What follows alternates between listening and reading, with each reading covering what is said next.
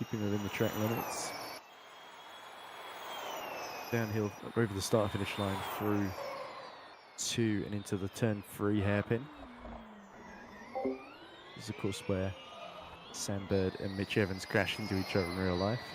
Well, Sam Bird crashed into Mitch Evans. Wasn't this race absolute chaos? It was, yeah. It was like literally the second ever Right. Gen 3 race.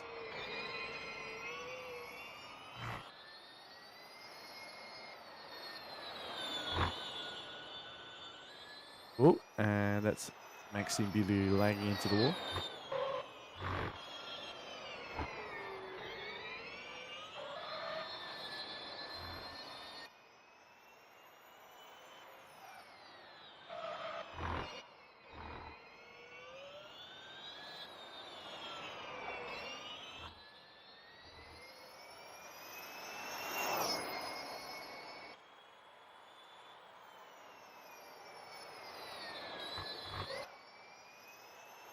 Yeah, this thing running in.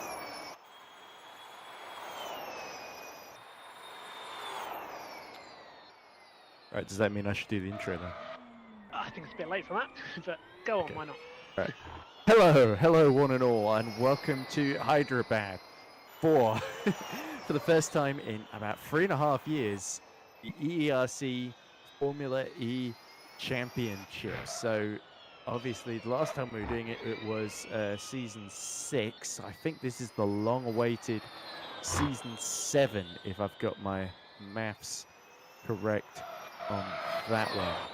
So so yes, it's been a while, to put it extremely mildly, but we're back. The season opener, of course, is going to be here at Hyderabad in India, the scene of one real-life Formula E race and one very, very lengthy real-life court case, where it's gotten extremely political. We are looking at the first quali group of the 4 groups, because we still use the very, very old split system that was in real life got abandoned because it was seen as unfair, but it would take way too much effort than anybody's prepared to put in to do the dual system, with all due respect to the organizers.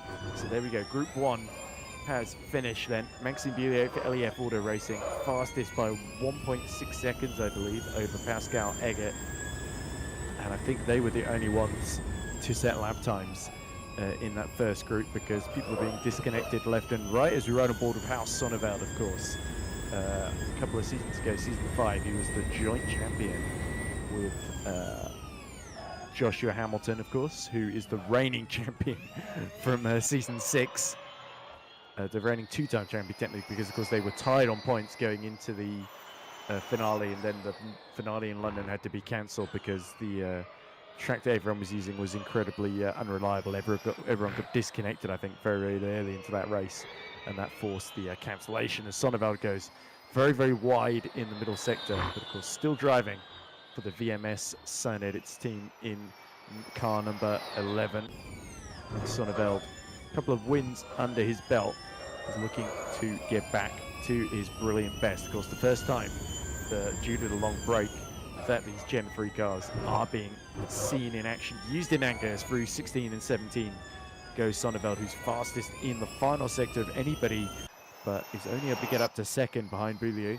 So I guess there will be time for a second run, if memory serves, because the quali group just runs until the time runs out, which is about 10 minutes, if memory serves. Joining me, by the way, in the current talks, my name is Edward Hunter, by the way, in case you don't know. You may have heard of me in about any other R-Factor 2 or sim racing commentary you could have heard of, as Alban Gashi now goes fastest in the first sector in what looks like the other VMS Sun Edits car. We've got Peter Schumann controlling the broadcast as Gashi bounces off the wall in the middle sector there, and Nick Homewood, of course, at the wheel of the electric mini safety car. Yes, you can tell we've got some very, very outdated tools at our disposal, but that's certainly not in reference to Nick Homewood, who of course is recently retired from driving, but is of course very, very kindly decided to reinstall the game, get the safety car running, and wait patiently for the call at the end of the pit lane if needed. We might be able to hear from Nick in the broadcast at any point if need be, as we look at Gashi going third faster, but Sonneveld has gone about half a second faster than Maxime Boulou in the LEF car. 108.266 for Sonneveld. So we'll have to see who is going to make it to Super Pole. It's been a while since we heard that, hasn't it? That would be the top 5 making it through there, of course. So yet to see 5 drivers set lap times on the board. Sander van Leeuwen for Optiminal, of course, who own the service. So Remco De Zeo will be watching, might be watching, could potentially be watching with interest to see how his driver Sander gets on here. And there we go, Sander, third fastest immediately, 0.2 quicker than Alban Gashi with a 109.5. As we see Group 3 waiting at the end of the pit lane to be released. Can Gashi get back in front of Sander van Leeuwen?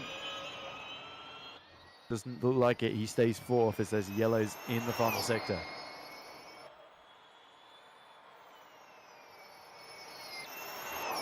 And it looks like, is that Daniel Scott is out on track? I think, yes, Scott has just set a time about 5 seconds off the pace. So, yes, the Spinardi car. There is Daniel Scott. Interesting. Spinardi, I guess it's a riff on Minardi. James Andrews, the other driver for that team. Unfortunately, I think had some issues. He was supposed to be in the first quali group, but I think he's been put to the back of the grid now. So we'll have to see if he's let out later on after that disconnection or not in the quali session.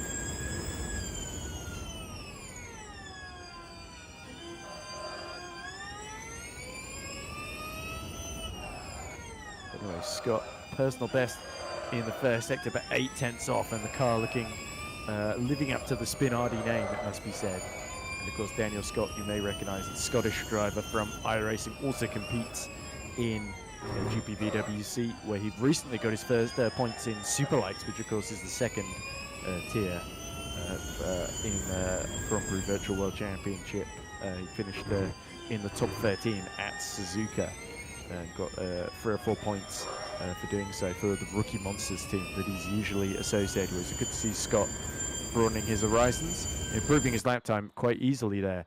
Beats Pascal Eggert and then goes back to the pit lane, which I'm not sure if you're actually allowed to do or not, and reset more lap times. There's James Juba.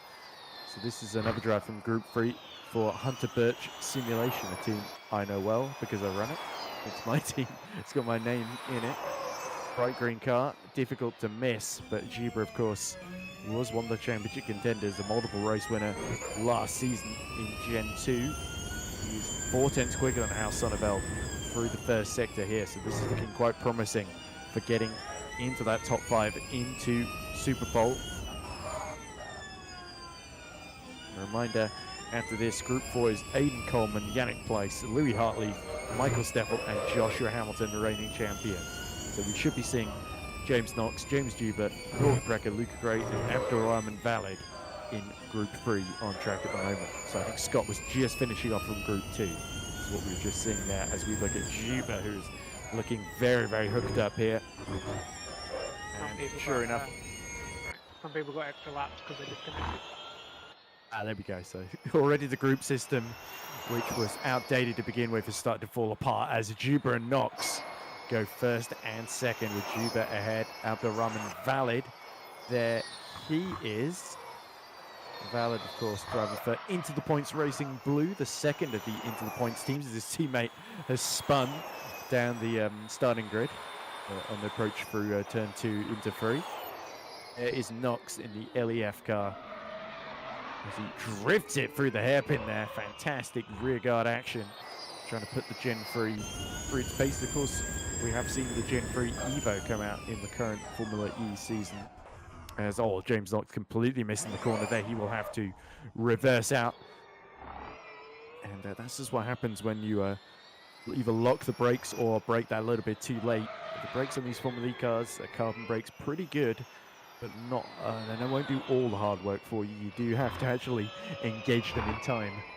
Otherwise you can find yourself just disappearing down the escape road, especially if you're a passenger when you react way too late into some of these corners. Valid has just snuck past Van Leeuwen into Super Pole there with a time 1.8 seconds off the pace. So that is, yes, 0.72 quicker than Sander van Leeuwen there, who will be annoyed to be knocked out. But we've still got the final group left to go, of course.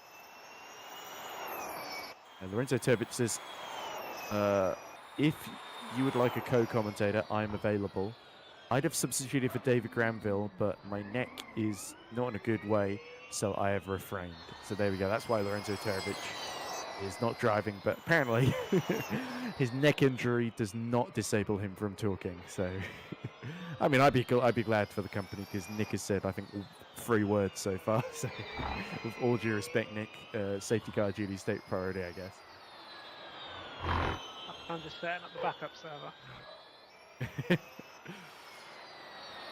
So anyway, then, as Group 3 continues to circulate, let's see if we can get Lorenzo Terbic to join us. I'll sort of try and type with one hand, because the other hand is holding up the microphone, because yes, I am on holiday. I'm not at the usual setup with the mic stand as Valid, or improves his time yet again to pull 2/10 clear of Valid, but he's still about 6/10 off Maxime Biliou. And Juba continuing now to ramp up the pace then as he goes into turn 3. You see attack mode, activation or zone on the outside there. He was about 1/10.5 quicker through the first sector alone. Can that bright green Hunter Birch continue to up the pace? You will see, of course, is there sponsorship from Formula E Zone on that? No, not this season. Okay. Forgotten about that. So I guess it's more the Joshua Birch sponsorship that is on there. It has, slightly quicker in the middle sector. So Juba really wringing the neck of that bright green HBS machine. And fastest again, 7/10 clear of James Knox. Can the LEF car respond to that? It's a shame, of course, we only got one Hunter Birch car today with Luke Mitchell sideline due to work commitments. We couldn't really get anybody else in time to drive the number 42. Was it the 42? I think it was.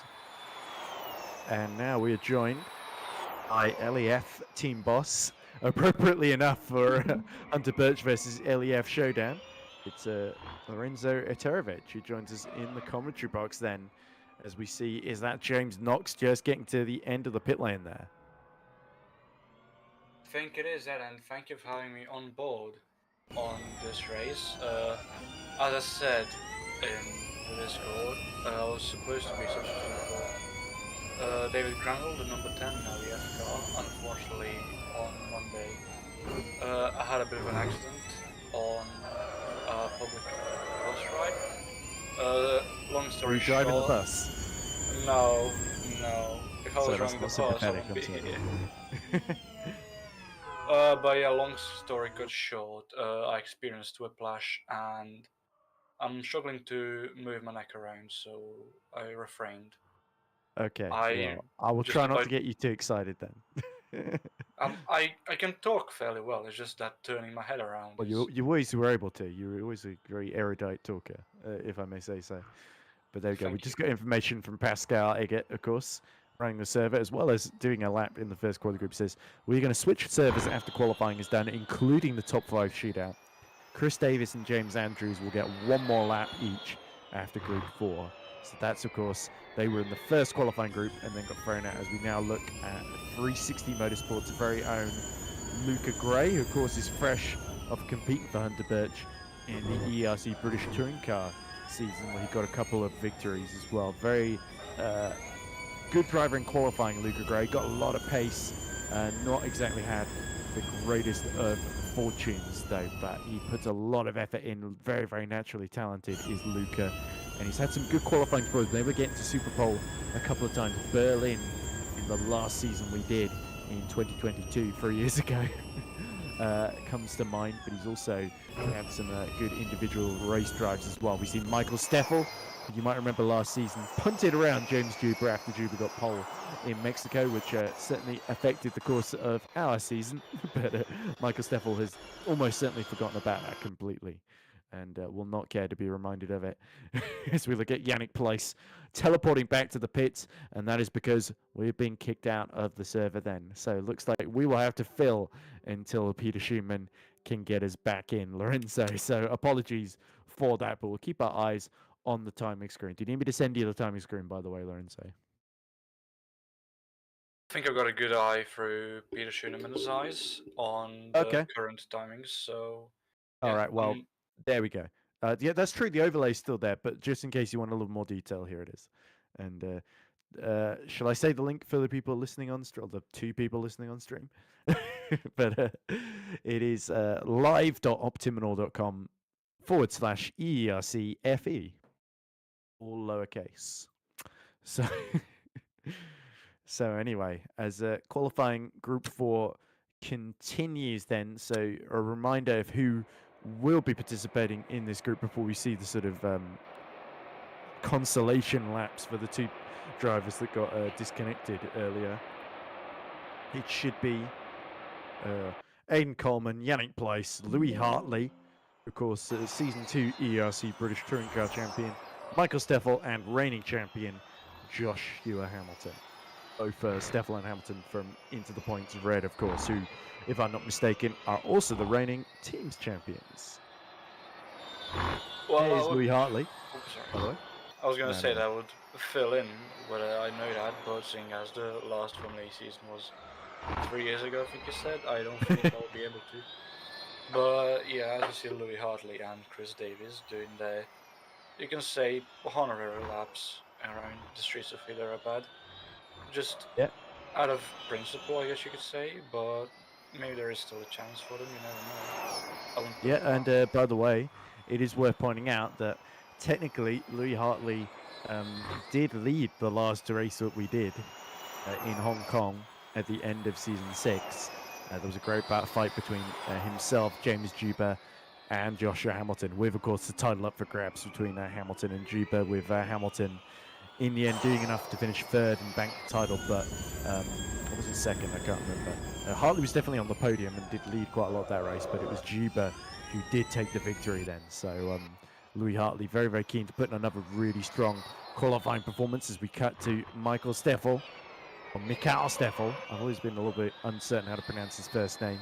Ever since he crashed into us, funnily enough, you sort of see his name and a flare of anger sort of pops up, and you have to sort of suppress that, like all anger, because otherwise, yeah, you just can't be angry at people all the time. You've got to push that down and not deal with it. But there we go. Michael Steffel puts an annoyingly good lap in, 6/10 off of James Juba. So I guess he's looking to do exactly what he did in Mexico and punt, just helpfully or unhelpfully in our case, tag the rear of Juba around. There is Chris Davis, who's been let out for his lap, along with, I believe, James Andrews as well. Was it James Andrews? I think it was. And while we were talking about Michael Steffel's lap time, Louis Hartley also had set his lap time, knocking down Maxime Beaulieu into so he's just been knocked out himself. Joshua Hamilton, yes. Because remember, the top 5 go through to Super Pole, which is the final qualifying session. Andrews goes very, very deep into that first hairpin, which is where Takma did. That's going to be crucial come the race. But yeah, Hamilton, 9/10 off of Juba's current time. A lot of drivers really saying they were struggling to get to grips with this Gen 3 car, Lorenzo. Of course, it's the first time they've used it in anger, as it were. And you can really see it. Some of the less experienced drivers who've not done quite as much practice, like Andrews, that's really, really tentative. A couple of drivers just hanging the rear out through the hairpin as well and struggling to sort of lay the power down consistently and get any confidence in this car on exits here. Looks like Chris Davis has just gotten up to P8 now, and that's his consolation lap done. And I guess we're just waiting now for Hartley to finish off. Where does Louis Hartley go? Still 6th. Yannick Place gets up to 7th there, just behind Louis Hartley by 48 thousandths of a second there. So the margin's very, very close. Knox only 38 thousandths behind Michael Steffel in the fight for 2nd. Joshua Hamilton 46 thousandths behind his old title rival House Sonneveld in the fight for 4th. And then Hartley and Place 48 thousandths as part as well. So at the top, fine margins. But at the moment, it looks like it's going to be Juba, Steffel, Knox, Sonneveld, and Hamilton going through to Super Pole. And I think that's 5 drivers from 5 different teams, if I'm correct. You not quite, because Hamilton and Steffel are part of the same team in Into Ah, the yes. Points, and it's the same. There are two Into the Points teams: Into the Points Red, Into the Points Blue. Their two favorite colors. With I think Abdulrahman Valid and somebody else who's not here in the yeah. Looks like we just got kicked out of the server because Pascal's switching us to the new one. I should actually get the YouTube chat on, see what people are saying, if anything at all. I know, actually, funnily enough, just before we were on air, Formula E were doing their official Formula E Trackmania Championship at Miami. Of course, it's the real Formula E race at Miami Homestead Speedway. Well, they're doing a sort of infield section version of the course, but that is happening this Saturday, I believe. So Monkey LEF, which I believe is you, Lorenzo, says, It go might be. Maxime and James. Stefan Nilsson says, we can't pronounce that after a glass of wine.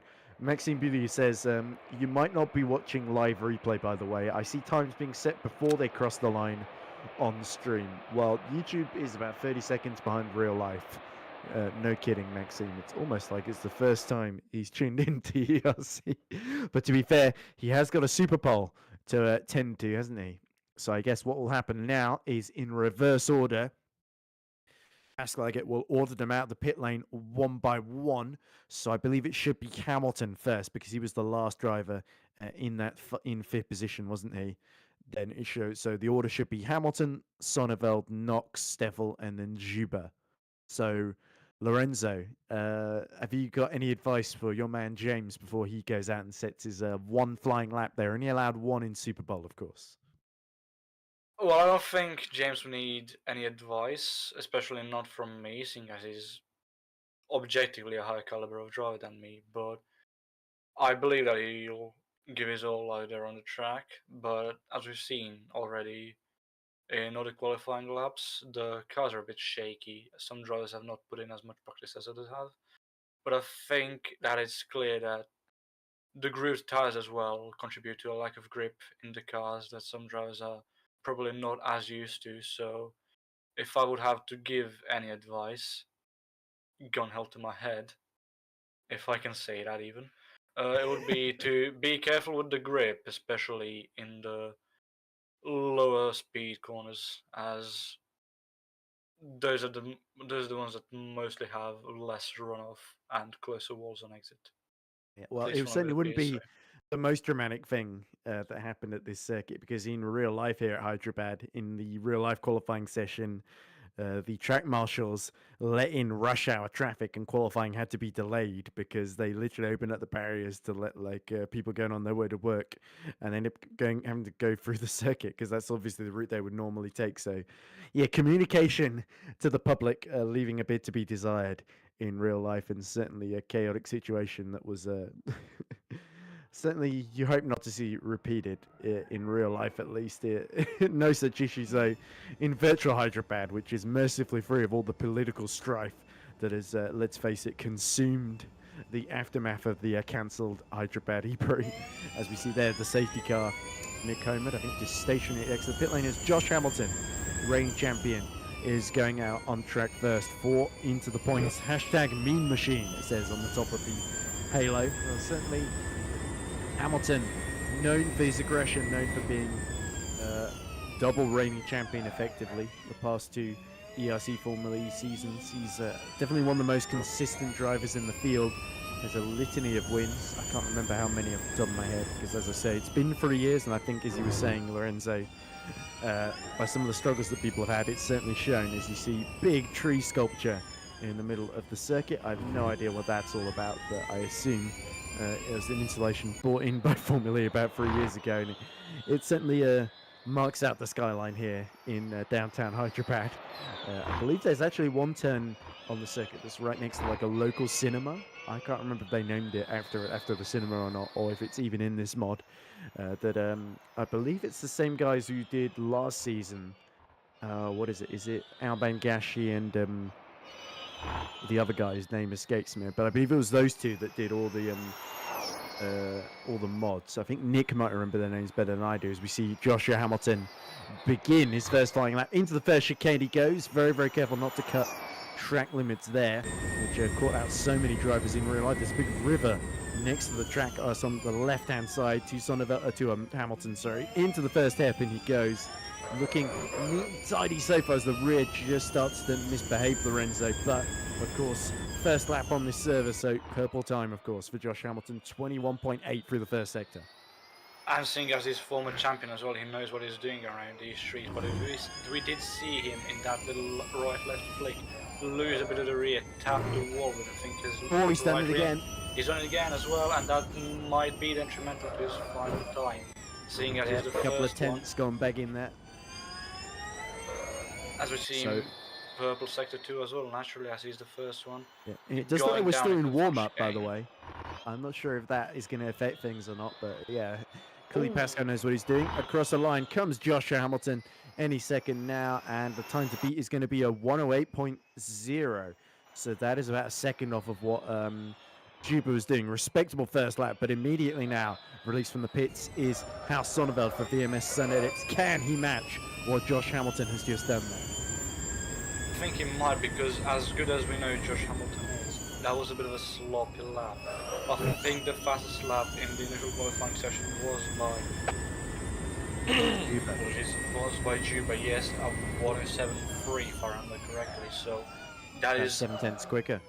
So Hamilton set pretty much the same lap he did in the main group session. As we see Sonneveld hustling the car then through the first sector. He's about 2 tenths down, it seems, on Josh Hamilton so far, actually. He did look a bit tentative through that first chicane. Let's see if he can bring that time back in the middle sector as all the car understeers a little bit wide through that. Must be turns 9 and 10 there. Hits the wall on exit of 11 and into now the 12-13 chicane he comes as he gets ready for turn 14 on the long run through 15, and now just that 16, 17 and 18 chicane and 9-degree right-hander to go. He gets very, very close to the wall. Lots of risks being taken here. What's this time going to be then as he comes towards the line? Not a great exit here. I think Sonneveld is going to be second best here, and indeed he is. As we see James Knox now preparing to start his flying lap. And Sonneveld and Hamilton struggling. That's good for Knox. He could do a bit of an upset here in his first Formula E qualifying session in EERC. Absolutely, and as his team owner, of course, I'm going to be a little bit biased. I'm going to wish. Look how close he was to the wall there after the first chicane. He got right to the inside. Now gets back to the racing line. Oh, sort of has to pick his line for the hairpin there. The rear sliding out there. And it looks like he's a 10th down on Josh Hamilton. So he's in between our two previous champions then in this Super Bowl session. As you see, Michael Steffel is getting ready for his lap in the background. Yes, and we see James Knox really using as much of the track as he can. Getting really, really close to the wall there. Just up to the wall there on exit. He's going to be using as much as he can here. The curbs, everything. You can see him really, really good. He's 1 tenth of a second as well on Josh Hamilton's time. And he's going to take the chicane a bit. Oh, he's hit the wall there. Oh, and he slowed right down. Does he not realise where the timing beam was? Oh, dear. He's not realised it's further on for this Super Bowl session. And, oh, that's cost him 3 seconds there. He's never going to get that back. So, a brutal mistake for James Knox. And unfortunately, Lorenzo, you were commentating as it happened there. So, yeah, it seems when we commentate on our own drivers, the worst things can happen now as we see Michael Steffel in the second of the Into the Points cars beginning his first flying lap through the first chicane. He goes very, very wide off track, and that well could potentially be an invalid lap there. And Steffel will just have to put that out of his mind. No, he goes straight into the garage. He has messed up well and truly then as we cut back to Juba now. Last to go, still on his outlap. Oh, yeah. Deep into the hairpin there, just warming up the brakes. Quite possibly, yes. He has all the time in the world now that Michael Steffel has decided to end his qualifying early on after having to slow down due to CCs, which I think was James Knox's problem as well. He went way too deep into the final chicane, didn't take as much curb on entry as he probably should have, and because that went deep, as I said, and hit the CC detection, unfortunately, and had to slow down yield time, and that cost him quite badly. But he's, I guess you could say, fortunate enough that Michał Steffel did a worse mistake, having to completely end his run, as we see James Juba now starting his flying lap. And here we go then. So Juba begins the fateful run. Will it be pole position for the Hunter Birch drive? Oh, was he within the track limits there? He may have actually stuffed that one up. So will Juba continue or not? It seems like the pressure really getting to these drivers. And that means Joshua Hamilton has taken pole position. Well, just like in real life here, that first chicane causing a bit of an anticlimax then. But top 5 on the grid will be Joshua Hamilton, Hal Sonneveld, James Knox, and then Juba or Steffel. Will it be because Steffel went first? I think Juba is 5th then. So fastest in group qualifying, but only 5th on the grid for James Juba then, who looked like he had the most pace of anybody, but was not able to stay within track limits. So I wonder how many in-race penalties we're going to see as well. Behind them, it should be Yannick Place, Maxime Bulliot, Chris Davis, Abdulrahman Valid, Sander Van Leeuwen rounding out the top 10. Then Alban Gashi, Luca Gray, Aidan Coleman, Daniel Scott, James Andrews, Stanislas Bajode, and Antoni Paparinopoulos rounding out your 17 entrants, I believe, that have turned up for this race. I think we're lacking one because I think initially in qualifying there were 18 people. Might be Pascal that's missing there. Because I think he did set, or was it the 15th or 14th fastest time overall in the end? Because he was about 5 seconds off the pace. Given some of the chaotic lap times, that it's interesting how in the group session everybody stayed within track limits, but the moment we get to Super Bowl and the pressure's on, you only got one run. We saw everybody really sort of tightening up into that first chicane. And it's so easy to do, isn't it? You just trying to get that little bit of time out, run that bit too wide. You saw James Knox almost doing the opposite there, going tight to all the way to the right, just to make sure he didn't cut the chicane at all. And even though he made that massive mistake, he did still get the time in at the end. So the lap was still valid, even if it was 3.4 seconds of the pace. So I genuinely think James Knox didn't realize that the timing beam had shifted. Because obviously they're preparing it for the race, they'd moved it to the exit of turn 18 rather than just after turn 17. I think, no, I've seen in the LEF team Discord now as well, James saying, FYI, and I quote this with all due respect to both yourself first and then me, FYI, I'm not as clapped as the commentators think I am. I cut the corner. Ah, well, there we go. Well, apologies then to James Knox, who, of course, I've commented on before. He's a regular thorn in our side in Formula Sprint 2. So I should give James credit where he's due. It's his first appearance in Superpole, in his first appearance in EERC Formula E. So he's done a superb job there as Peter Schumann desperately tries to reconnect us to the server after everybody got kicked out of there. Seems to be a running theme. Let's hope that doesn't happen in the race. But this should be exciting then, because we've got a pretty all-world champion, all ERC previous champion front row, isn't it? I think Juba was a previous champion, and I think season 2 or 3 of ERC Formula E. But we've got Hamilton, Sonneveld, and it should be James Knox in third then. So from your point of view, Lorenzo, is it just watch the fireworks happening in front of him? Is that going to be the game plan for James? Or is he going to have his hands full of Michael Steffel and James Juba? That's a good question. I will say that James and myself have gone into this race with high hopes, but I haven't really discussed the strategy with him directly. But I think he knows what he's supposed to do, because as I say, he's driven this car, so he knows what he's supposed to do, as opposed to myself, who doesn't have, who has barely any time with this car. Indeed, hence one of the reasons why you're here, I guess. Exactly. Hence one of the reasons I'm still in academy. Okay, I hope I've got the right. There we go. I was just wishing James Juba good luck. As we see, there we go. Looks like the server repopulating now. But of course, Hyderabad, it's going to be 30 laps, each lap 2.8 kilometers in length. And of course, in real life here, it was the DS Penske of John Verne that won a very, very chaotic race here. I think Nick was actually commentating with me and Joshua Birch on the real life race, as we say, about 2 years ago now. But it was the second, I think, ever race of Gen 3.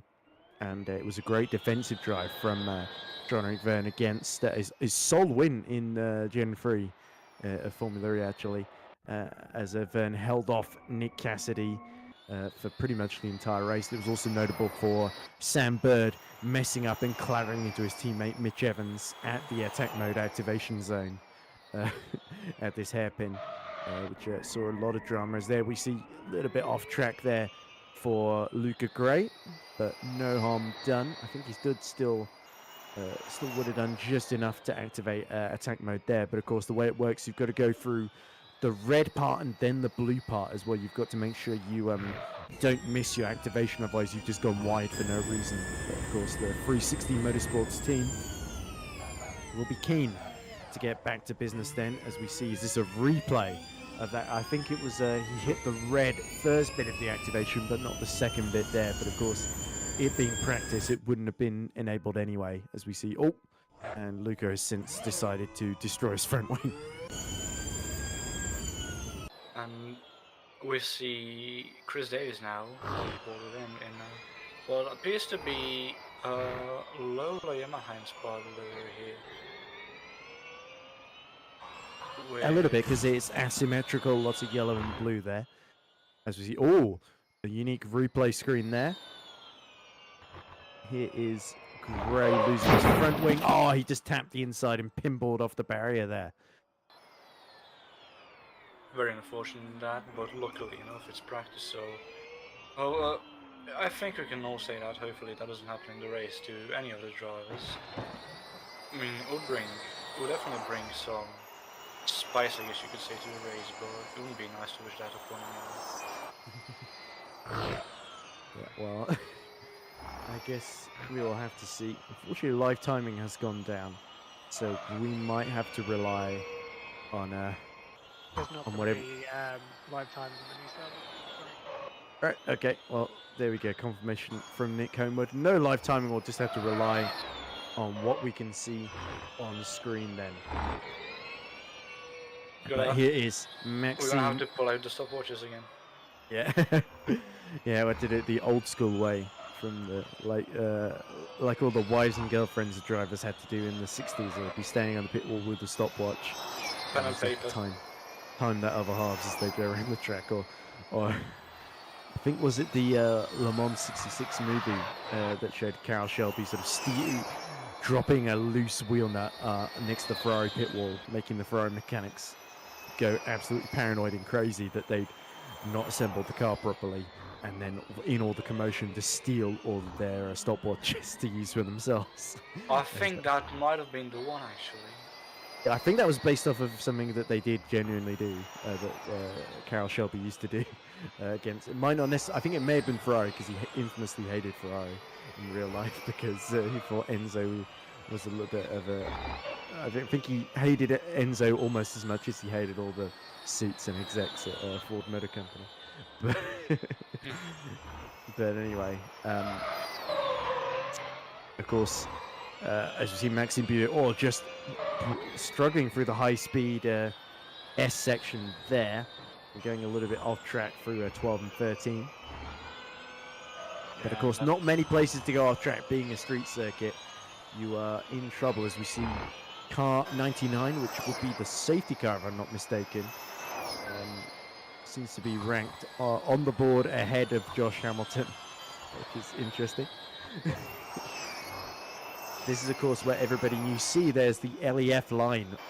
He's doing exactly what James Knox was doing, getting immediately to the wall on the inside. So he's taking as least risks as possible with that third chicane. Everybody's going straight on there, but that was just a mirage. Caused by bad internet connection. think that yes. spin was not bad internet connection though, unfortunately. Yeah, that's just Maxime planting it by lining up the rear tyres. It looked like there was my read on that one. But let's see a replay. As you see, a little bit distracted by the car ahead. Oh, taps the wall on the outside, does he? He's left it a bit too wide, hasn't he? And this is goes Maxime in David Granville's car, isn't it? It is. Unfortunately, David Granville not being able to attend today. I did get a DM from him this Monday saying that due to starting a new job this Wednesday, he would not be able to devote as much time as he Ooh. has. And Sonnevelt's done the exact same thing we just saw Brilliant do. Yeah. So it appears that that turn there is that little right-left flick is a bit tricky now for drivers.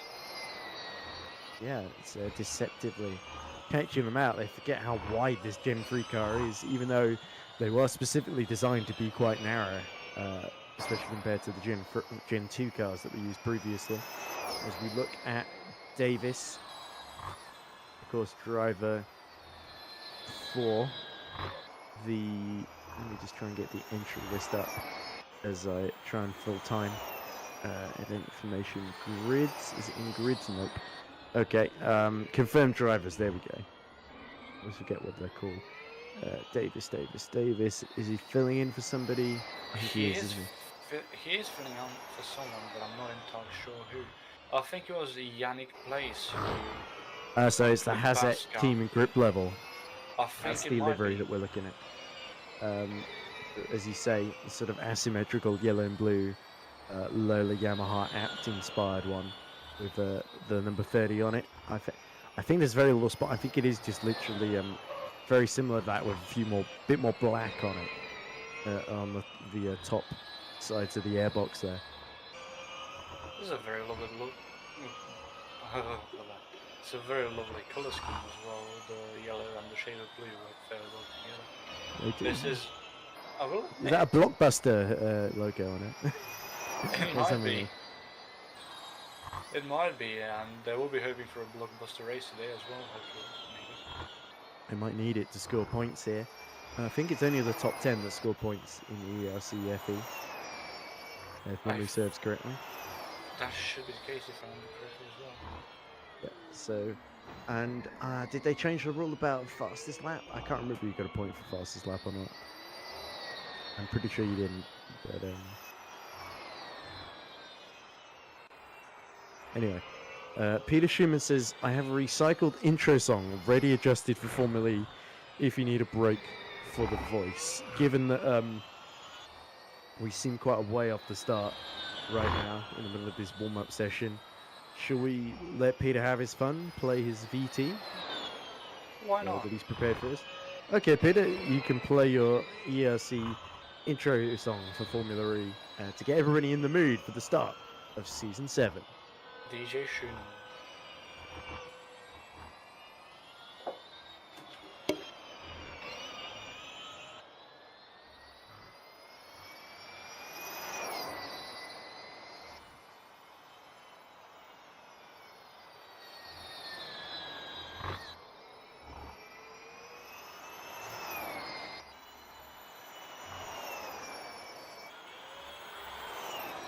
I'm not hearing anything on stream.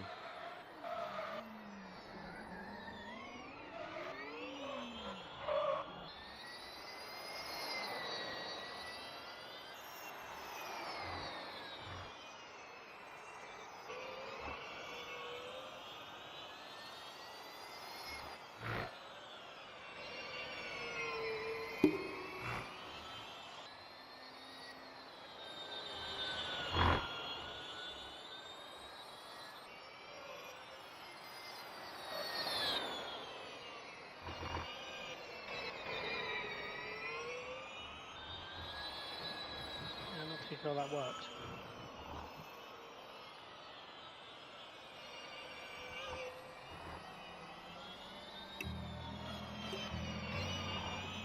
Shall we just carry on then? Oh, we might as well. Yeah, I think it's very safe to There it is. assume. There it is. Hey.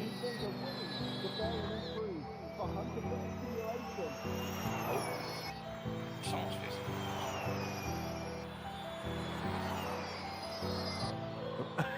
No, that's just me that I'm hearing on the stream. Okay.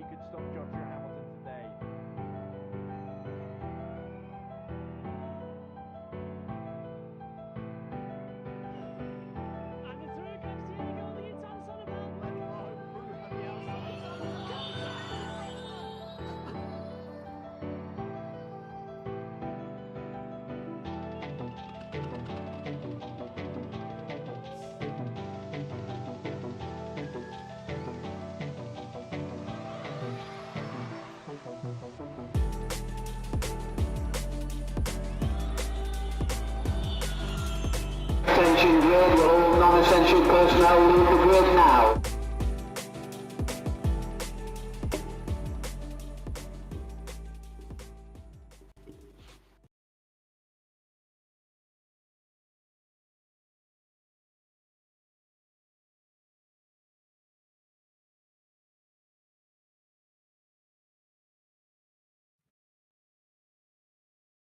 Okay then. Sorry to interrupt the music, but looks like the race is about to begin then. 30 laps of action here at the Hyderabad street circuit in the middle of India.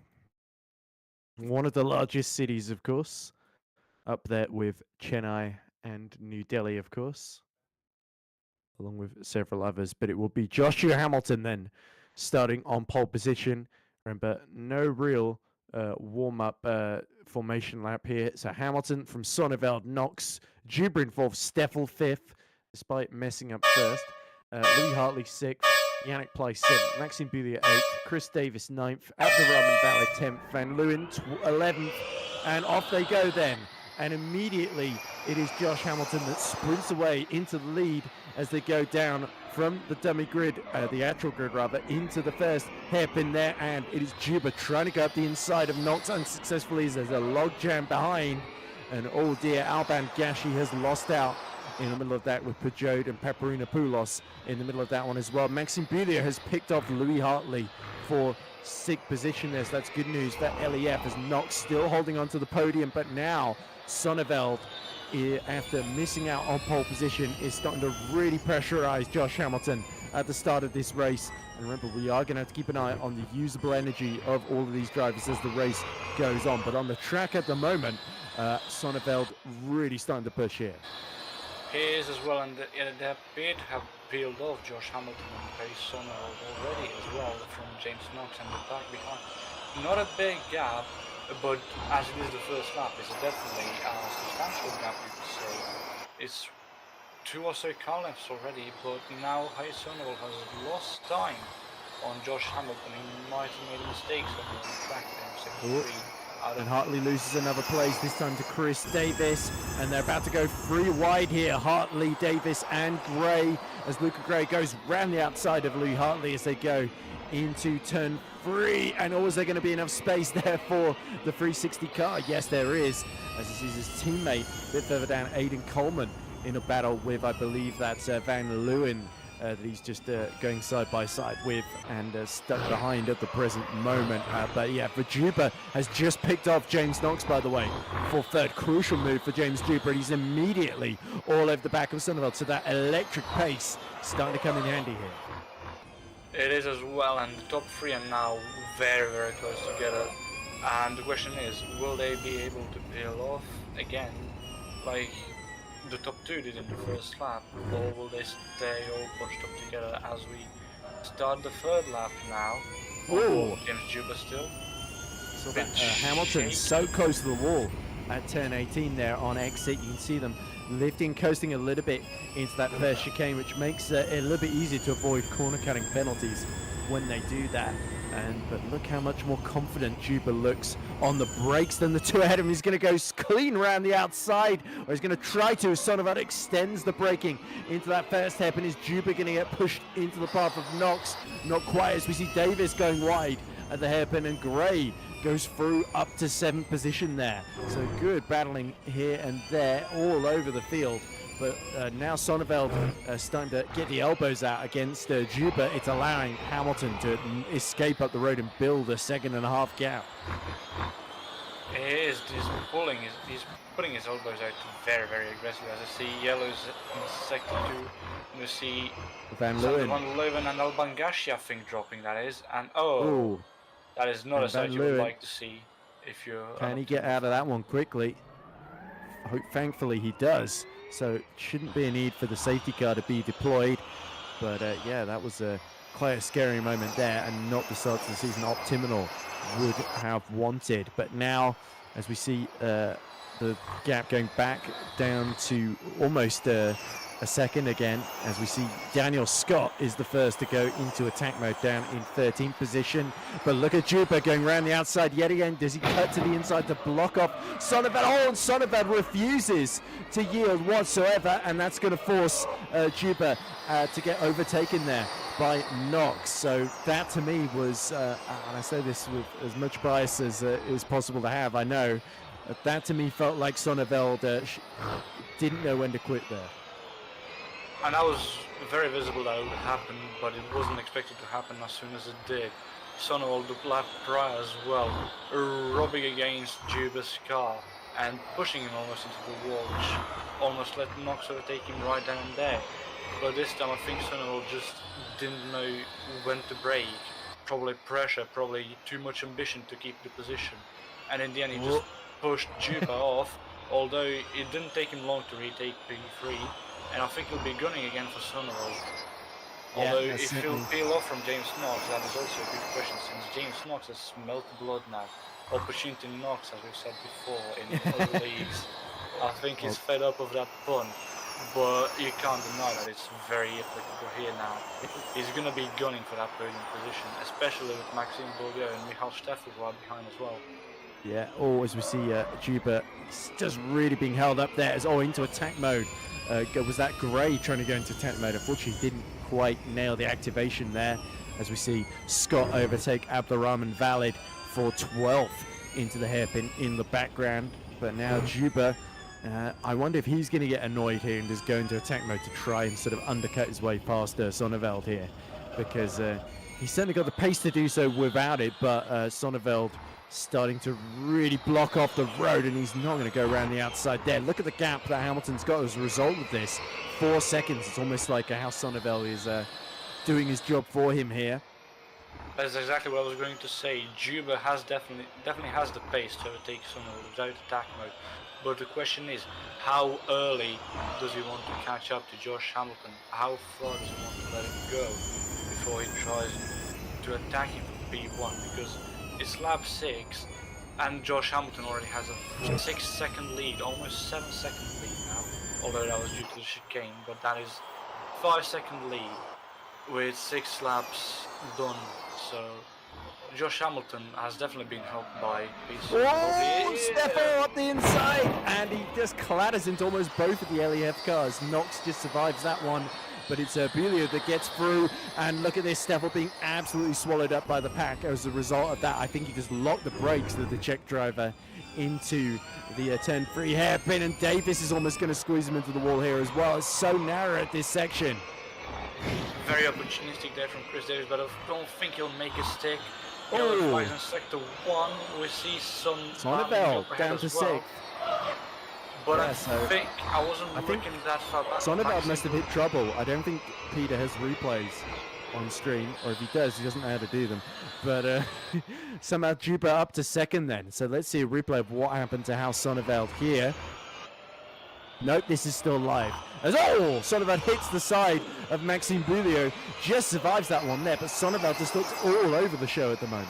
He does as well. I think that hairpin incident where a lot of the cars stacked up, I think that was unintentionally started by him. Whoa! Is And now that's out him of the out race. of the race, surely. So clearly House Sonneveld majorly annoyed by what just happened. We didn't see it on stream, sadly, but clearly on the lap before, he must have hit the wall. I had some collision involving Juba, because Juba got very, very close, didn't he? But wasn't really in a position to make the move. And is Juba damaged from that? We don't know. We didn't see. So we just have to guess. And we've got telemetry or live timing that can tell us what happened on the previous lap. So if you miss it on stream, it's missed for good, unfortunately. So Luca Gray still got some attack mode, so he did activate it in the end. And he's now all over the back of James Knox. Ford is now the final podium position. Can James Knox hold him off? Wait for the attack mode to run out here. Yellow in the 3rd sector, so somebody else has hit trouble. We see Pajot has gone into the pits for repairs. But yeah, Luca Gray would love to get involved in that lead fight, as Juba is now starting to cut the gap to Josh Hamilton to just under 7 seconds briefly, although Hamilton gets it back up to 8 on this particular lap. But it's going to fluctuate here and there as we see the relative pace between the two, and who also has saved the most energy at this phase of the race. As Luca Gray is going to swing around the outside using the last embers of attack mode. Juba tried to use his there, as the top two are both on 76%, and it's Gray that has made it through into 3rd position there, knocking the LEF driver down to 4th. That was a very good overtake by Luca Gray, but now he has to expect that James Knox and everyone behind him as well has to take attack mode. James Juba as well has to take attack mode. Josh Hamilton. He tried to, he missed it. He did, but that doesn't take away from the fact that they all still have to take attack mode. So you're going to be at a disadvantage here until. Is it 1 or 2 attack modes? I keep forgetting. It is 2. It is 2 2, attack yeah, I thought modes. it was 2. But Lucky Gray has already used his first one. Meanwhile, the pack around him from 1st, 2nd, and all the drivers behind him, which is all the way from 4th to 7th almost, have not yet used their first attack mode, so he's going to be at the mercy of his own pace here. Yep, and look at this, Knox still in trouble because Hartley is now starting to pressure him into turn 1, as you see a replay of what happened between Juba and Sonneveld. So yeah, there's Steffel diving at the inside, almost can't stop himself in time, and then gets squeezed in the wall as well. Yannick Pleiss has just picked up a penalty in 10th position. Sonneveld went wide, so it was an ambitious move, and oh dear, there's not quite enough space there. And that was what allowed Knox actually to get back through into 2nd, and Sonneveld almost just because he wants to hit someone in revenge decides to clatter into Maxime Bulio because he's just the next car available, I guess. But that was chaotic there, as we see Pleiss all over the back of Aiden Coleman, but he has cut too many corners in this race, set up the corner cutting limiter, and he is going to have to go into the pits for a drive-through penalty. That was very unfortunate for Yannick Pleiss. 1/3 through the race already, and he does have a drive-through penalty, unfortunately, for track limits, which, with all due respect to Yannick, is an admirable feat of the street circuit. But we now move to Alban Gashi chasing down. Ooh. That was Abdurrahman Valid, yeah, just going completely off track there.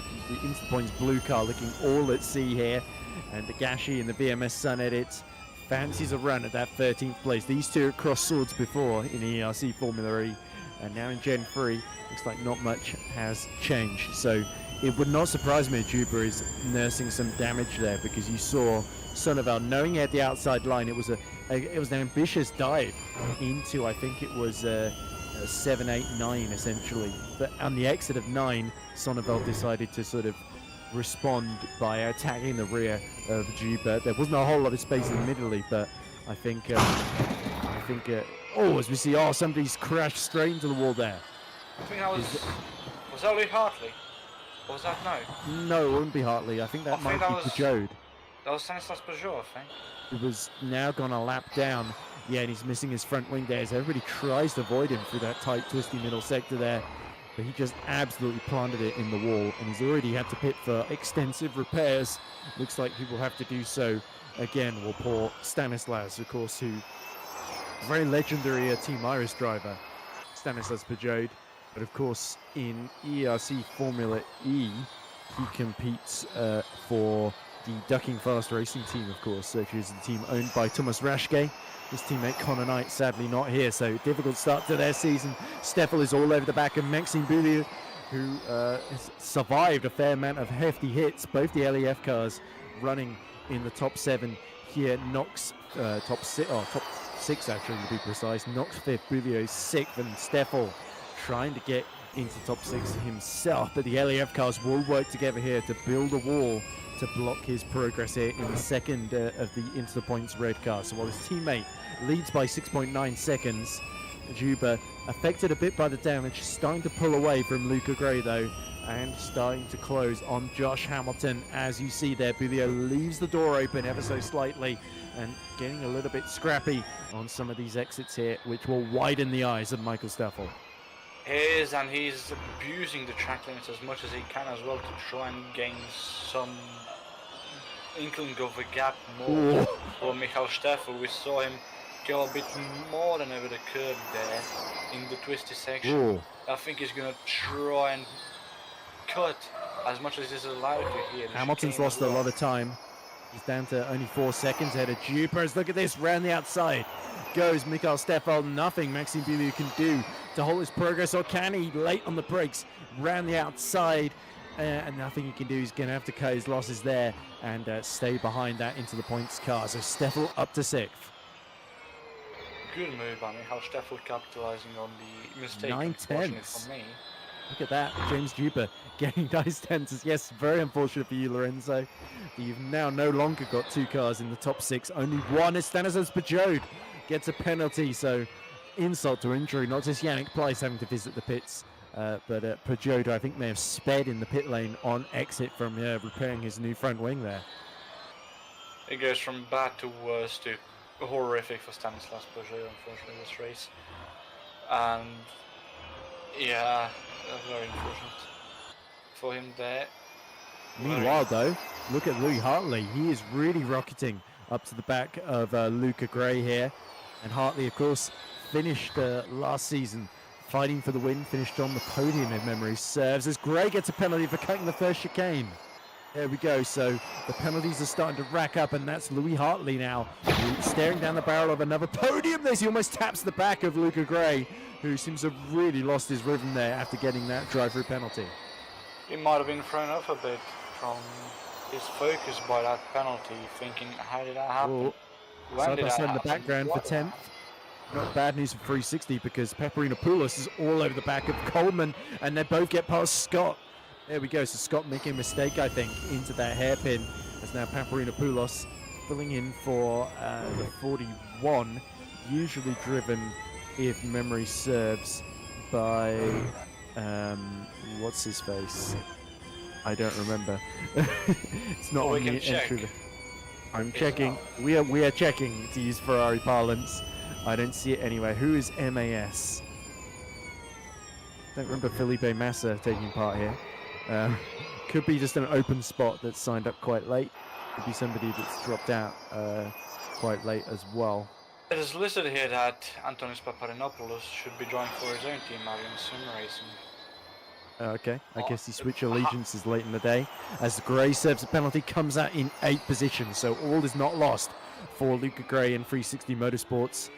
They can still catch up to Chris Davis, just a second and a half up the road, trying to limit damage here.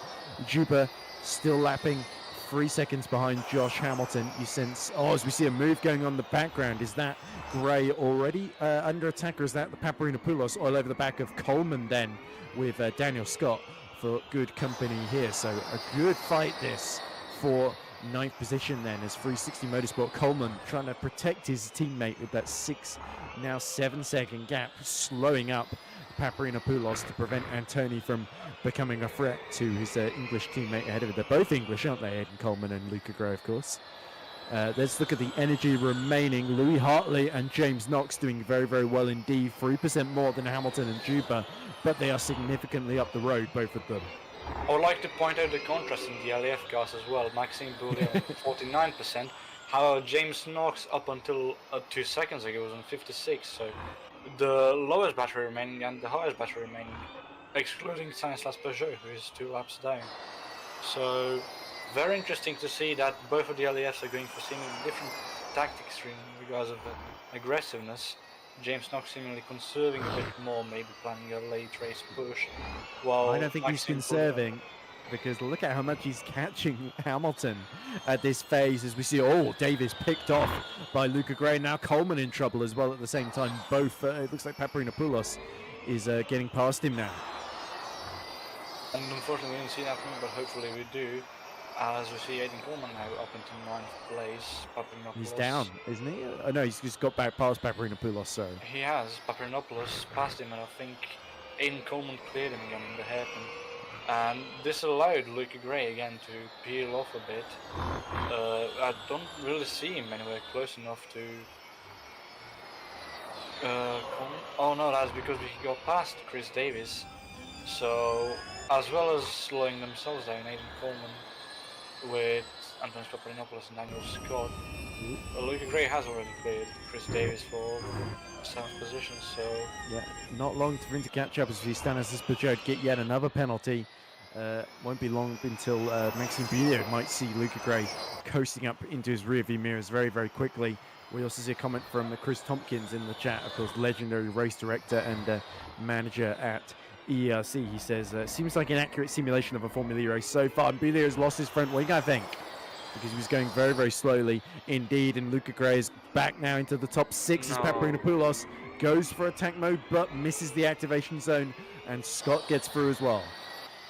And with 14 laps to go now, only Luca Gray, I think, and Daniel Scott have been the drivers to activate their attack mode. So they both have 14 laps for 2 usages of attack mode.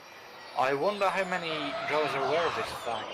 How many drivers are gonna end up using their attack mode, whether we'll be seeing any penalties or disqualifications. I'm not entirely sure what the process would be if the driver does not use their attack mode. Let's assume for the time being that this is strategic and they're saving it for just slightly later on rather than just blowing through it in one go. And it looks like Davis comes in as well for some odd reason. I think Chris Davis got a penalty as Maxime Boulier decides to take the cone with him in because he hasn't got as much front grip even at low speed without the front wing, I guess.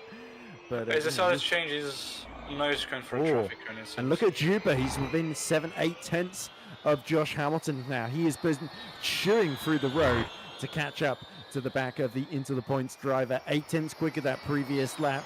Juba is flying at the moment as Alban Gashi has gotten himself a penalty down in 11th position. So that first chicane, I think, has just been catching out people left, right and centre. And now we are going to see Josh Hamilton under pressure. So it's our 2 title protagonists from last season finally getting the chance to go hammer and tongs at one another once again. And Juba has been relishing this for some time. I think with the pace James Juba is carrying throughout this lap, I think he might very well be eyeing a move on this straight or into the hairpin. If he gets into a slipstream, maybe. Actually, that is completely correct. Although I do have a wrong feeling that he would be getting attack mode to possibly try and get past Joshua Hamilton. Both of them on 42% of battery. Louis Hartley P3 on 45%. So I think in real Formula E there's a rule that you can't use it if you don't have a certain amount of battery left, as Gashi serves his drive through.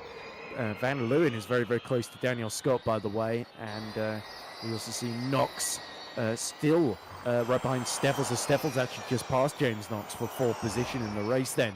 So that really shows you how chaotic it's been. Louis Hartley only 1 second up the road then. So we've got a good fight for third going on between multiple drivers, and Josh Hamilton really struggling. The rear tyres complaining through turn 15 there. And Juba senses weakness and wants to force the issue here on lap 19 as they begin it now. I very well think he might be able to force an issue, or if anything, an overtake over Josh And Gashi Hamilton. is out. So our second retirement of the race, Alban Gashi, after being penalised for cutting the first chicane, is now out of the picture, and Juba's very, very close for the lead here.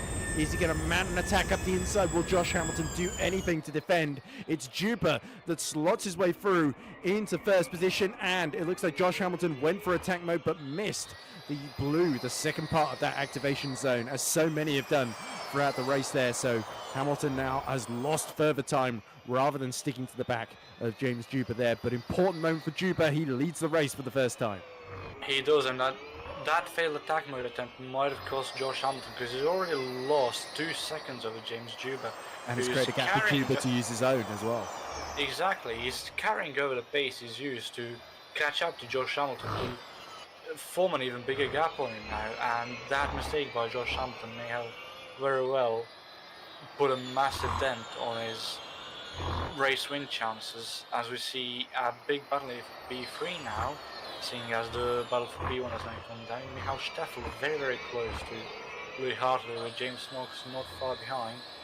While we're following that, I would like to fairly quickly congratulate also Sander van Leuven, who after having an accident on lap 1 has fought his way back to P9 and is only 3 seconds behind Coleman in P8. Yeah, it's actually been a really, really clean comeback from Van Leeuwen then. A very, very cool customer. Optiminal really need those points. As round the outside, is that Hartley in trouble there? Because Steffel goes through to fourth, and nearly Knox getting past as well there. So that to me tells me that Louis Hartley is really struggling on energies. The rear tyres are starting to fade as well, as he nearly clatters into James Knox. The grip is starting to really fall off on these tires. I think it's very evident. I think we've seen it with Josh Hamilton, how he's lost so much time. Although I think James Juba's pace is undeniable. I think Josh Hamilton's worn over his tires too fast. And we see it now with Louis Hartley as well, who's lost P3 and might as well lose P4 soon enough in the next lap to maximum 3 with 10 laps remaining. I think the tower is now going to be getting to the drivers very, very much so. Yeah, and don't forget, look behind, just after the drive-through penalty, it's Luca Gray come back. He was about 4 seconds behind on the previous lap. Now he's halved that gap to James Knox as well. So while Hartley has started to save energy but getting very conservative with his energy strategy, Luca Gray getting 2 seconds, there we go, on Knox then. So he is part of this battle as well, and we see Hartley having to back off again. I think that might just be him trying to either avoid cutting the track at the first chicane, or he has cut it and he's trying to avoid a penalty. And another attack mode attempt from Steffel, but he misses it. Comes out just ahead of Knox there. So this fight for the final spot on the podium, I think could go one of 4 ways. I wouldn't be surprised if Luca Gray is able to fight his way back through these three. Sorry. I think it's shown the design. I think we know the play that Luca Gray can offer. I think we very well may see a 4-way battle in the last 5 laps of B3. Or well, I think that will be too generous on Louis Hartley, considering he's now struggling with rear tire wear specifically. I think Louis Hartley, unfortunately, will not be seeing the podium unless a freak accident puts Knox, Steffel and Gray out of the race. So I think Louis Hartley, unfortunately, can kiss his podium chances goodbye for the most part, but I think Luke Gray has a very good chance if he can get past Louis Hartley quick enough to join James Knox. And he's Hartley down another horrible chicane, doesn't he? As we see Van Leeuwen, as you rightly pointed out, in that Optiminal, all over the back of Aiden Coleman in the second of the 360 cars. Coleman having a very, very clean race, but I don't think he has the pace of some of his competitors. And he's done well to hold on to 8 for as long as he has. Van Leeuwen is going to snatch it from him, give him half the chance, but surely not enough space through that first chicane as they both tighten up the steering. And crazy for Scott. And is that Scott in the background or somebody in the background just waggling all over the place through the chicane? I think that may have actually been Peugeot 2 laps down on them, as Van Leeuwen decides now's the time to try and go for attack mode. I wonder, you know what I think might have happened here? I think there might have only been one attack mode, but they've all been told it's two. And that might be why either it's not registering on the timing tower, which wouldn't surprise me at all, or it's just not registering full stop. I don't think the timing tower works. Okay. Well, we're being told the timing tower is rubbish, so Lovely. so let's ignore it entirely. Attack mode should have been 2 times 5. Yeah, 5 minutes times 2, says Nick Ahmed, so... But the cars don't have the light up halo anymore either, so it's hard to tell. Yep, it is a bit of an odd Gen 3 mod for this game, but of course they have very recently updated it, and I think all they've done is just put the Season 11 liveries onto the Gen 3 car, which is now basically a season old at this point. But there you see the energy remaining. Juba 2% less than Hamilton. He's starting to pull away with 7 laps remaining. Knox doing and Hartley doing best of the leaders, but Hartley has had to lose a lot of time and positions, because you see Luca Gray's gotten past and built a huge gap now as he starts to close on Knox and Steffel. This has been quite the comeback from Luca Gray, and I think he really felt he had something to prove today. After a sort of a bit of an up and down British touring car season, he's yet to really taste a whole lot of success. I think top 5, top 4 is his best result in EERC Formula E. It's great to see him potentially set to match or exceed that today. I think James Knox has something to prove as well, being a race winner in the final round of EERC BTCC, at least for now the last round of EERC BTCC. But it was very consistent throughout the entire season, getting points consistently for what was then Dalma Auto Racing, but is now LEF Auto Racing after a rebrand. Although I don't think he'll be having a good... He won't be having an easy time here. He goes for the attack mode, and does he get it? We don't know. We don't know. I think that sort of sums up this race. People do stuff, and we don't know whether it actually was a genuine mistake or if it's actually going to impact things going forward. But whatever the case, Knox is going to try and match the pace of Luca Gray in front of him. Juba, meanwhile, the other James, has pulled out a 9-second gap nearly on Joshua Hamilton at this phase. So whatever damage happened in the collision with Sonneveld, clearly it either wasn't that bad or Juba has just been able to compensate magnificently so far. 5 laps to go. This is turning into a really, really strong start to the season for Juba. And with 2 into the points, red cars behind it, it makes me regret not being able to field the second car in time. But I guess Luke Mitchell dropped out very late, so we didn't really have anybody in reserve in time, at least. And now James Knox, here we go. He's looking like he's got a grandstand view of Gray about to attack Steffel. And he might try and capitalize here if anything bad happens, as we see Luca Gray going for his second attack mode, I think that is now. And he's gonna jump on that another take, but James Knox, who still has his own attack mode, if I'm correct, Knox should have that 3 minutes left, and yeah, so that would be 5 minutes left then for Gray. So this is sort of a kind of undercut attempt there from LEF that James Knox is trying here, and it means Gray will have a little bit of attack mode left when the LEF car ahead of him runs out. But of course Steffel has been able to keep both of them at bay, I think, despite not going into his... I think he used both of his quite early on with Michael Steffel. I think he might have, but I think all 3 of these drivers have a handful ahead of them in these 4 laps. Michael Steffel, of course, keeping both drivers at bay behind himself. James Knox, who only has about 2.5 minutes now, I think, of attack mode, trying to get past Michael Steffel, and then he's gonna run out of attack mode with, I think, 2 laps to go, if my math is correct. So he's gonna have his hands full of protecting that position if he gets past. Ooh. Although I think he might drop down instead, as Luca Gray was trying an overtake there, but that was a good defensive move from James Knox, who I think he might be feeling the effects of having less attack mode now and having less grip, as Luca Gray definitely on a rampage here to go into that last podium place. I think out of the 3 drivers here, that Luca Gray has the best hand out of everyone at the table here. He has attack mode, I think, enough to last him for the end of the race. Enough battery, I think, to attack both drivers. And both Knox and Steffel are going to be at the mercy. I think he might run out just before the end, so it's not like he can just wait behind. But yeah, look, I think in the middle of the next lap, it looks like Knox is going to run out. But also there's a great battle between Van Leeuwen and Coleman going on for a position with Van Leeuwen. I mean, just made it through, but I think he's used a lot of energy to get up to P8. Here is that battle. And they right behind Stanislas Peugeot, I think that is right behind. Oh, that's them, Peugeot being lapped again then. So look at the amount of energy though. Paparinopoulos looking very, very low indeed in 7th position in that 41. Maxime Beaulieu as well. Yeah. Oh, there was a screen freeze for everybody there. Let's hope that didn't lead to any unintended consequences. As we now cut back to Luca Gray trying to go around the outside of James Knox. Is going to go up the inside into turn 4 and 5 here. That's very, very bold. Is there going to be enough space? Yes, there is. Knox has to concede, and that's the benefit of having just that minute or two more of attack mode. Knox was left vulnerable on the exit, the hairpin there. Good move from Luca Gray, and now he's going to try and get back into 3rd position past Steffel in the last 2 laps, surely.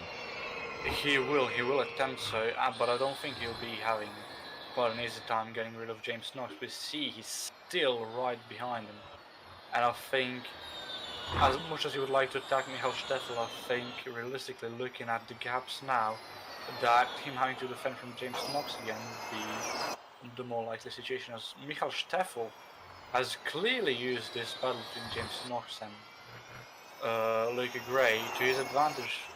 Regardless of him not having any attack mode, Luca Gray and James Knox have spent too long battling each other before that allowed Michael Steffel to peel off. Although clearly now Luca Gray using the effects of attack mode to gain through these slower corners on Michael Steffel. Steffel has never looked that comfortable in the hairpin, has he? Especially under braking. He's always looked a bit tentative. We saw that moment where he nearly hit both the LEF cars in front and behind him early on. And I think Luca Gray is very aware of that. But yeah, Knox now starting to save a little bit of energy behind them both. But keep your eyes on Paparinopoulos as well. Van Leeuwen might have a chance at 7th here if Anthony Paparinopoulos is very, very low at the end, as we see a lap car getting out of the way. And here is Van Leeuwen, who I think is still a couple of seconds behind Chris Davis, and Abraham Khaled are fighting over 11th position. As we look at Van Leeuwen putting in a very, very good drive to clear Aiden Coleman by 4 seconds. 6 seconds the gap to Paparinopoulos. It's all going to come down to energy management as we go onto the penultimate lap. Then Juba is looking to take a very, very demanding victory from honestly, he had the pace to start from pole, didn't he? Had to fight his way through from 4th on the grid, but yeah, once he got past Sonneveld, he really had the measure of Josh Hamilton today, and I think few people are going to deny that he deserves this victory then, as we see Steffel has been jumped by Luca Gray there. And in the hairpin no less, which as you've seen already, Michael Steffel has been struggling in the hairpin today's race, and Luca Gray used that to his advantage, got him in one of the slower turns that Michael Steffel clearly isn't as comfortable in with these cars, and that's not the end of it though. Michael Steffel, bit of a bump there on the inside wall, which slowed him down, but he's still right on the tail of Luca Gray. Oh no, has everybody been disconnected just as Juba was starting the final lap there? Or have we been disconnected from the server on the final lap then? Because it looks like Peter is still scrolling through. So is he about to be kicked any second now? Or yeah, there we go. So the question remains, it looks like they're still going on stream with Steffel right behind Gray. And the timing tower on the left-hand side. Completely crashed. The server completely crashed. So that is the end. That happened before. That's great.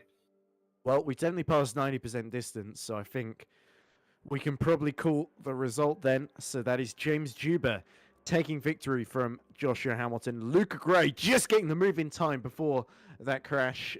Again, crash in 3rd. I guess it had to happen sometime, didn't it? We were lucky we had it a clean run for 29 laps. We didn't quite get 30, did we? Steffel is going to take 4th. Come to think of it, because the move happened on lap 29 itself, does it go back to the beginning of the lap or the end of that lap? I'm not sure, but that would be harsh if That's a good question, seeing as the That would be entire harsh if server Luca Gray crashed. lost that. It would be So- harsh, but realistically speaking, would results from the end of lap 28 be used, or would they use the results that were concurrent during the crash of the server itself? Right. Well, we don't have them on to hand at the moment, so let's just go back, scroll back through the stream before it destroyed itself. I will check into the Discord server and see what the driver's opinions are. As I So see, Let's go through the order then, as just before we got disconnected. So it was James Juba on first position, Joshua Hamilton second, Luca Gray third, Michael Steffel fourth, James Knox fifth, Louis Hartley sixth, and Tony Paparinopoulos, lucky escape for him on only 7% of battery, in seventh, Sander Van Leeuwen eighth, Aidan Coleman ninth, Daniel Scott rounding out the top 10, and Abdurrahman Valid 11th, Yannick Pleiss 12th, Chris Davis 13th, Maxime Boulier 14th, and Stanislas Bajode 15th, and Alban Gashi and House Sonneveld failing to get to the end. So that provisionally is your results. Go on, Lorenzo. I was going to say, you mentioned how Sonneveld did DNF. I'm looking through the EERC Formula E Discord server now. It appears that Sonneveld was not particularly happy with how his race went. I see he has left the server entirely. That, with all due respect to Al Sonneveld, after crashing into one of my drivers, it doesn't surprise me that he's not happy, because him and James have clashed in the past. I think Mexico last season, I say last season, I mean 3 years ago, comes to mind. I've got a very long memory. I'm sure House does as well, but to be fair, I have a lot of respect for him. He is a Season 5 champion. He's put in some really, really strong performances as a Dutchman, and it was a shame that things didn't work out for him today, because he's always been one of the quickest drivers, but he's not always necessarily had the cleanest of runs. So, shall we see if anybody wants to be interviewed? I can have a peek, see if James is up for it.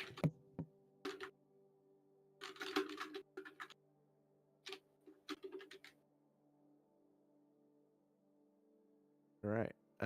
And we can maybe drag in people from the general channel, see if they are up for an interview as well. Because I see Luca Gray, Louis Hartley, Anthony Paparinopoulos, and Aidan Coleman all there. Luca Gray, of course, highest of those finishes, potentially. Should we drag Luca Gray in? I know he's not technically... There isn't really a... There is a waiting room. It's underneath, so no one will see it in the Discord server. But, Seems like James Knox would like an interview. Okay. Well, where is he then? Good question. Yeah.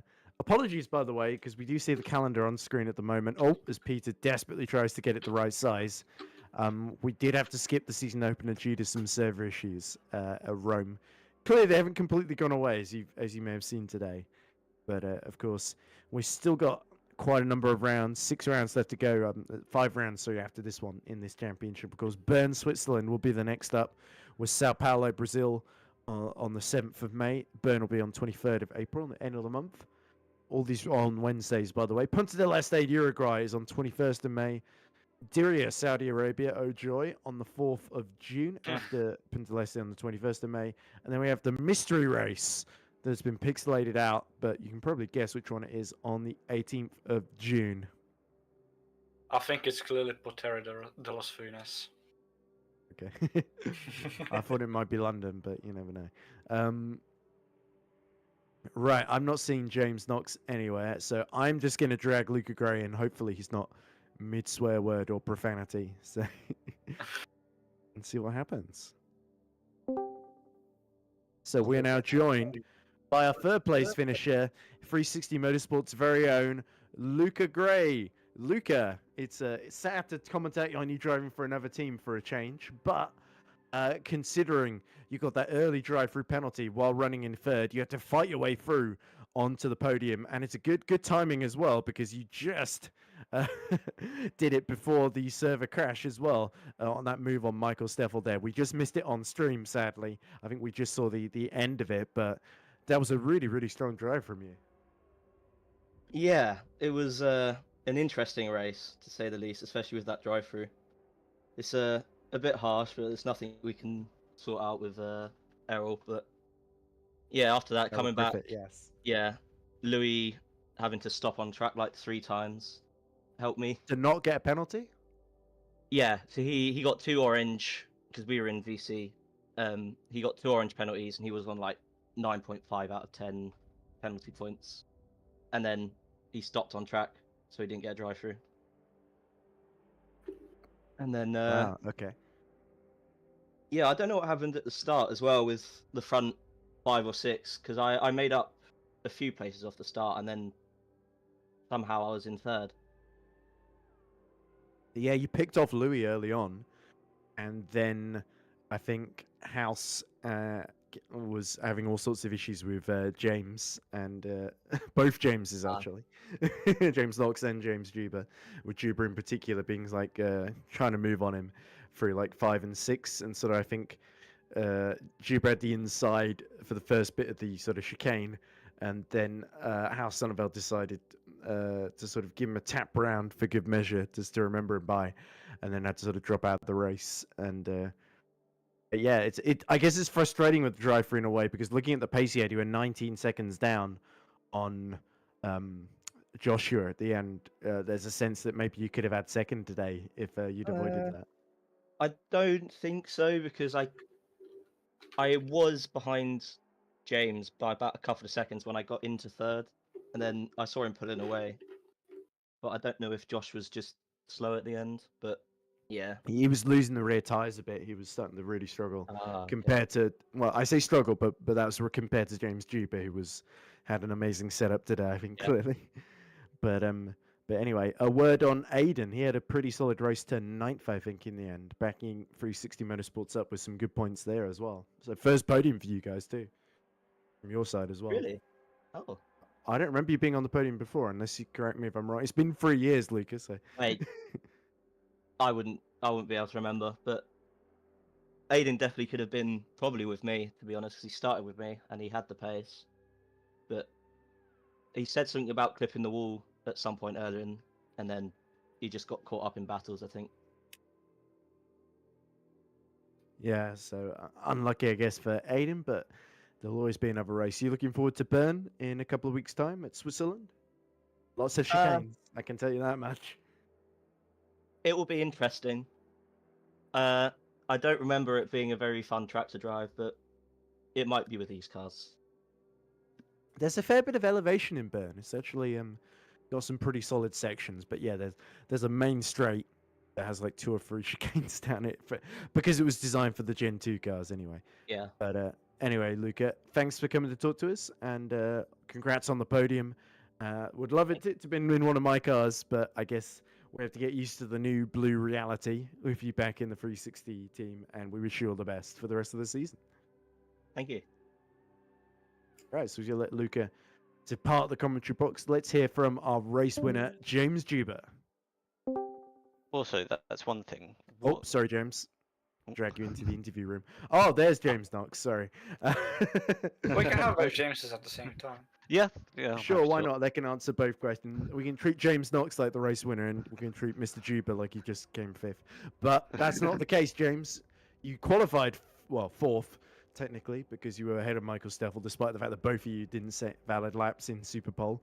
But that was the frustration, of course. Having the pace to get on pole position, not quite nailing that final run like you needed to. And then you had to do all the hard work at the start. We saw how Sonneveld was not the most cooperative on a couple of occasions. You had the move done into the hairpin, and then he decided to dive bomb you. And then he decided you got the inside at 5, 6, 7, 8, 9, the sort of snake section, and he decided to turn in from the outside just to give you a little damage to remember him by. But despite that, you had the pace to catch Joshua. You had an amazing setup. All that hard work paid off, and victory, albeit 1 less lap than I think we wanted, but the server put paid to that. Yeah, there was that 8 or 9 seconds in the end. Yeah, good result in the end. A bit frustrated with quali because I think I could have got pole quite easily. I think I'd been able to do sub-7s in And they practice. still do a point so, for pole, I think, as well. yeah, so it was really unfortunate to not be able to go for pole, but carried too much speed into turn 1 and got the off track. So yeah, You were it far was from quite the only one to do that. yeah, yeah. I was quite lucky in the race that actually with Gilles's incident, I didn't actually get any damage from either of them, which is quite lucky. Oh, right, okay. So I did end up getting damage myself because I grazed the wall, but didn't affect me in the slightest. So that It was good. sounds like House Sonneveld is not happy because he's left the server in a bit of a huff, from what I understand. So I guess we'll have to be kind and understanding and hope that he comes back for the next round in Bern in Switzerland. But for you, James, obviously I'm very biased here. I'm going to be a positive and very appreciative that you got the Green Hunter Bitch car over the line first. Obviously, 3 years ago, we had that heartbreak where you just lost out to Josh Hamilton. Do you think this can be the season, or is it way too early to say yet? Because obviously, Bern, Sao Paulo, Punta del Este, Styria, and then the mystery track still to go. We don't know if Rome will be rescheduled either as well.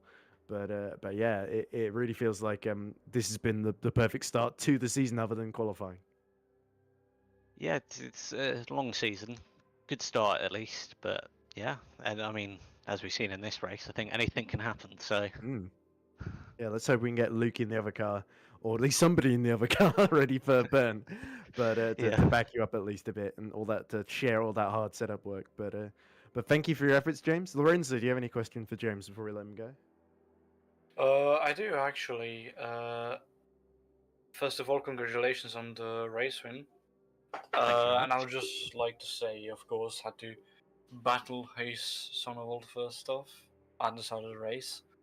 My question is, did you pick up any damage during your battle with Hayes Sonneveld? Because that is something both Ed and myself had on our minds, and we figured that we did see contact between you and Hayes, but judging by your pace, we figured that the damage was either minimal or non-existent. So, was there any damage from those contacts between yourself and Hayes Sonneveld? And if there were, did that affect anything in regards of the car?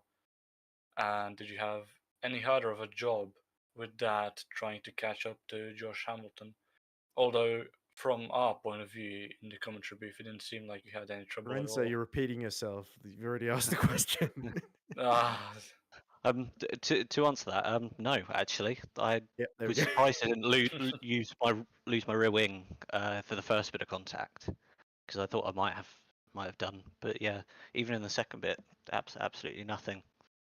I did end up grazing the wall further on, and that actually gave me damage, which is quite funny that gave me damage and none of the incidents did. So, but yeah, it absolutely had no effect on my pace. Steering wheel was straight the whole way through. So It did remind me a lot of, like, in the real life race, I think Rene Rast, when he drove for McLaren, hit the back of Jake Dennis in the Andretti at the hairpin. It reminded me a bit of what Sonnefeld's sort of desperate attempts to try and hold on to that second place there. But yeah, anyway, not too much there else to add. So James, congratulations on the win. Well done. All glory done to Birch Simulation. I'm sure Josh will be happy as well. And I guess we'll see you in the next one. Thank you for all your efforts, and thanks for putting on a great show for us. thank you. Excellent race. Look forward to the next round. So from one James to another, let's hear from Elliot's very own James Knox, who was fifth today. no, So we're now joined by James. Lorenzo, do you want to take the start on this one?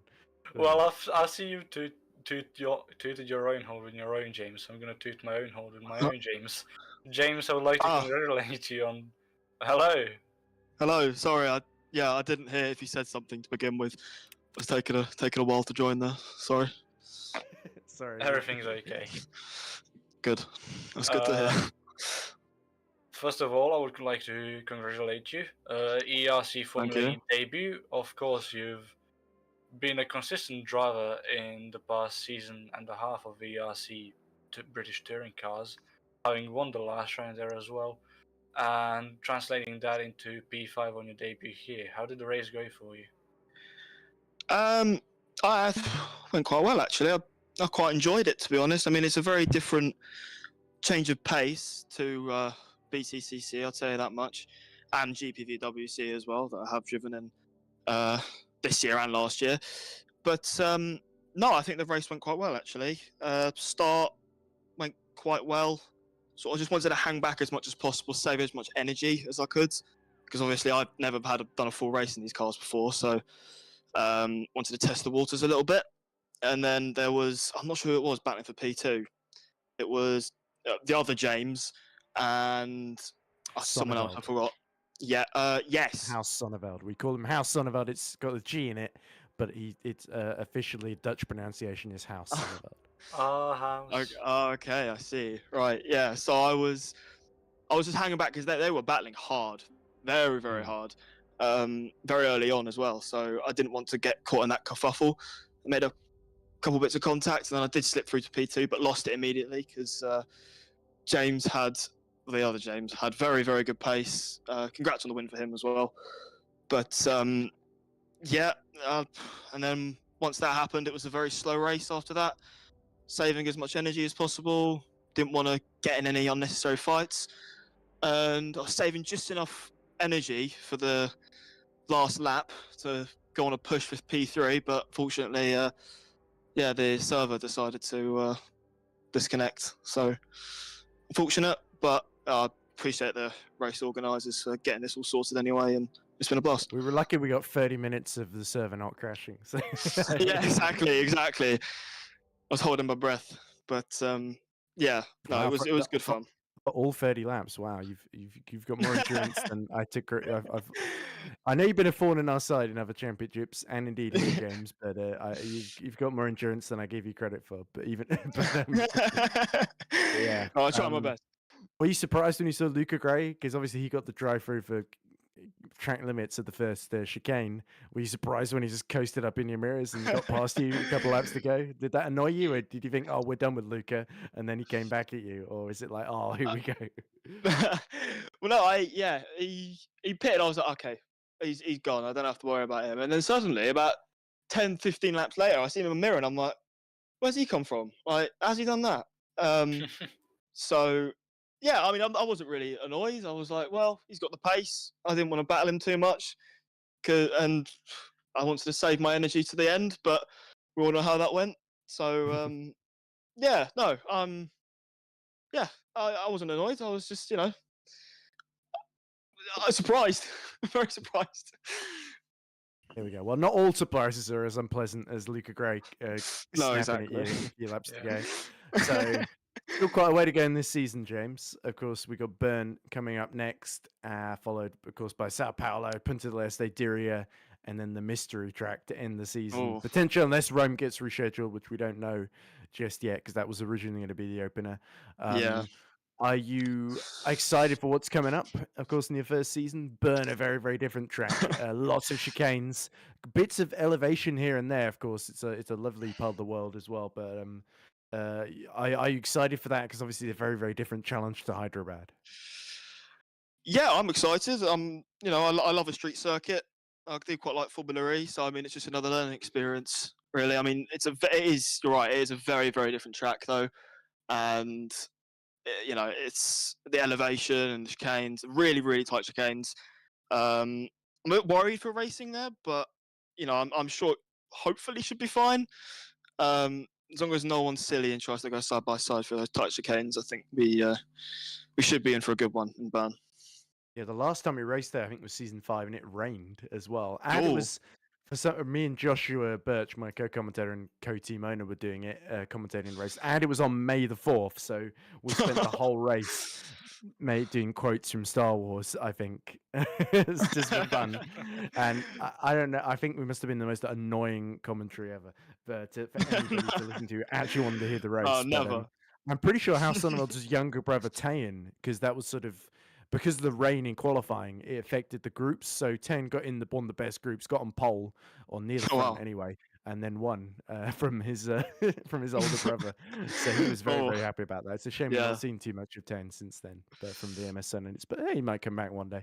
Anyway, but that's nothing to do with you, James. So that's what you got to look forward to. Potentially rain, as you say, hopefully. Bit tight, bit chicanes, but it's a lovely track. And yeah, we hope you and LEF go on to bigger and better things. But very impressive today, keep up the good work and keep pushing us and creating problems for us and hopefully not outscoring us, but pushing us to do better in the other championships you compete against us in. So. James, Lovely. don't listen to him. Cheers, Let's escort him. I was being supportive, but not like at the expense of myself. All good. Yeah, all in don't want good to fun. wish for too much. Don't want to wish for too Right. much. Okay. But we'll let you go But- now, James, and thanks for talking to us. Yeah, lovely. Thank you. Appreciate it. Right, I think we might just about have time to talk to Louis Hartley then. He I seems to be see- trying to live stream something, I but think he's hopefully he trying won't mind if I to- drag him in. I think he's trying to show Pascal Eggert his POV of the race. Okay. Well, I could ask, but I think maybe it might be a good time to wrap up then. If Louis is busy, because it was a bit of a tricky one for him down in sixth. I think either way you cut it with the final lap thing. I think the only thing that's really going to change is whether Steffel or Gray takes third. I think Luca Gray probably is going to keep that, given what happened, because I think he did overtake Michael Steffel on track. I think it'd be very harsh if Luca Gray lost that podium, but either way. A very, very exciting start to the season. Hunter Birch take the win, but in the teams championship, it is into the points red, I think, with second and fourth that are leading the points in the teams championship anyway. I think that's a very good start for them. I think both of those guys got top 5 in the end, didn't they? Michael Steffel. Well, that's what I just said, yes. Ah, I'm sorry, I was focusing on getting myself some water to drink. Fair enough. I've not bothered at all. I meant to do it when Peter was playing the sort of EERC Formula E song that seemed to have my backing vocals from commentary in it from season 6. So who knows, Hydration is maybe they'll... important, Ted. It's true, but because the song didn't start because Peter had something else he was checking on that was quite important. I sort of didn't know if I should leave and get some water or to stay and carry on. So it was very confusing for me. But anyway, we got through it, and my car won, which certainly makes leaves me feeling with a happier feeling. But I guess I was on holiday, so even if everything had gone to pot, I wouldn't have been too downcast. But yeah, we'd never run it. We'd never raced in Hyderabad before. We never won in Hyderabad before. And both of those things have happened. So. It's certainly good and great to see so many new teams as well, like LEF, but Spinardi as well, a bunch of others made their debuts, some having better debuts than others, but nonetheless, loads of new drivers, all fantastic additions to EERC Formula E. So we'll be back, Bern in Switzerland on the 23rd of April. Make sure you don't miss it. But from me, Edward Hunter, my co-commentator Lorenzo Terovich, Nick Homewood in the safety car that didn't need to be used in the end, but nonetheless he was on standby, and Peter Schumann on broadcast direction, along with the rest of all of our teams and drivers. It's goodbye. We hope you enjoyed the season opener. See us for round 2 in Switzerland in a few weeks' time. Bye for now.